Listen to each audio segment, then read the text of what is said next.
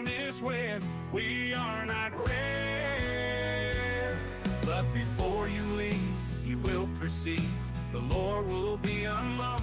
You might be stalked by a Sasquatch or a ghost witch, possibly even a ghost that will boast about knowing the Ohio grassman or even the Michigan dogman.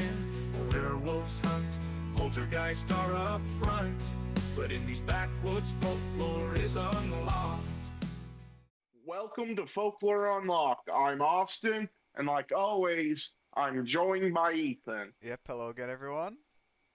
And this week, we are taking a look at the mythical firebird, the phoenix. And it's originally from Greek mythology, but it has parallels in both Egyptian and Persian mythologies.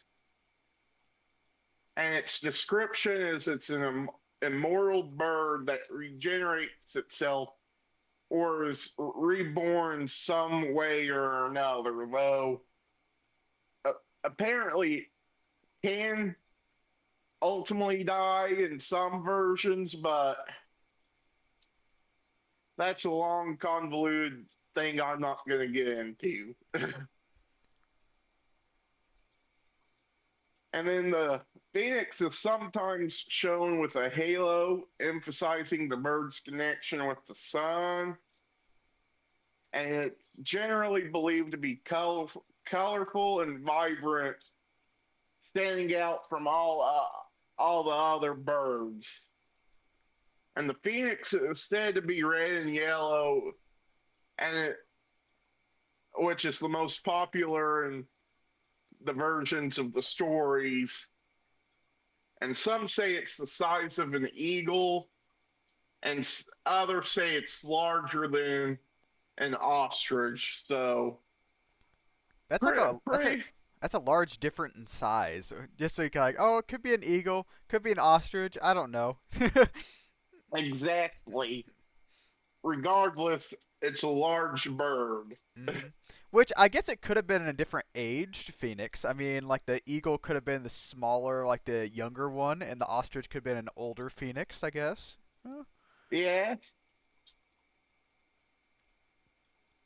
And its origins, Herodotus, an ancient Greek philosopher, said that says the phoenix is ancient Egyptian, and others believe that ancient Egyptians were influenced by classical folklore.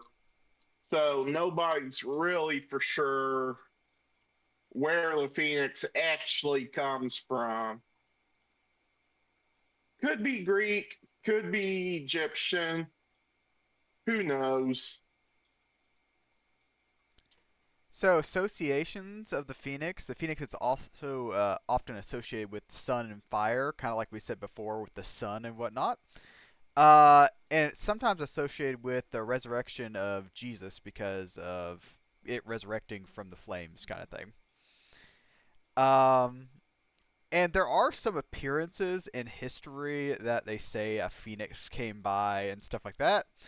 We'll go over a few of them here. It's written that the phoenix would appear at the end of each great year, which they said that there was a cycle from somewhere between 500 to 540 years, and like each 500 and something years there was a great year kind of thing. And it said that in 36 AD, in the consulship of Quintus Plautius and Sextus Papinus, there was a phoenix that showed up. Then Tacitus said that the phoenix had appeared instead at 34 AD in the consulship of Paulus Paulus Fabius. Fabius Okay, and Lucius Vitellius. thank you. Then there was also said to have been a phoenix in Egypt at 47 AD that was brought to the capital and exhibited in time for the 800th anniversary of the foundation of Rome by Romulus. Of course, it's Rome. It's always Rome. All roads lead to Rome. Exactly. Then, of course, in pop culture, there are many creatures or whatnot, or that are shown that are phoenix-esque. Um, well, first, Albus Dumbledore's pet in the Harry Potter series is a phoenix, and also something that happens in the Harry Potter thing is whenever the phoenix like cries or whatever, if a tear hits like a wound or whatever, it would also heal the person. Then inside the Pokemon franchise, Moltres, Galarian Moltres, and Ho-Oh are all based on the Phoenix. Which I prefer regular Moltres to Galarian Moltres. But that's just me, though.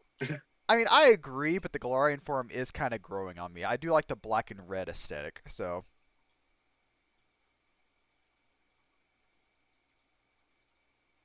But on to our thoughts. I like the stories of the Phoenix, but I think it's nothing but a cool story that has influenced two of my top 10 favorite fire type Pokemon and Cantonian, Moltres, and Ho-Ho. So, plus it's a immortal firebird. So, what can I say? what's not to like about an Immortal Firebird? Come on, it's wonderful. Exactly. Yeah, I think the Phoenix is an excellent mythological creature. It's one of my favorite. It's very symbolic with birth and renewal, like we went through its regeneration upon death, which I did see a little bit of like differences in how it regenerated. Where one, it was kind of through fire and ash, and then one where it did just decay and then come back. So it doesn't always have to be fire and ash, I guess. But while I don't think it actually exists. It's very cool, and I like to think about it. And kind of like Austin said there, it influenced two great fire type Pokemon. And then a third, somehow not fire type, Firebird, Wait, which one? Galarian Moltres. Oh, I forgot that wasn't fire type. Yeah, that doesn't really fit that well. But still, great mythology, great story. I mean, it's a immortal bird that has fire. Yeah, I mean, who wouldn't want to have a phoenix as like a pet, kind of like Dumbledore? Exactly. But next week we'll be going going to take a look at the Selkie. Think that's all we've got for this week on the Phoenix. Unless you've got anything, Ethan. No, just as usual. Just thanks for watching, everyone. Well, we'll see you next week with the Selkie. If you're on YouTube, drop a like, comment, and subscribe. And if you're on Spotify, drop us a follow. And we'll see you next week. Yep. Bye, everyone. The campground is when we are not rare. But before you leave, you will perceive the lore will be unlocked.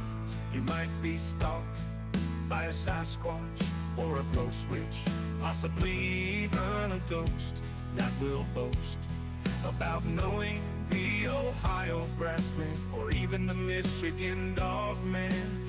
Werewolves hunt, poltergeist are up front, but in these backwoods folklore is unlocked.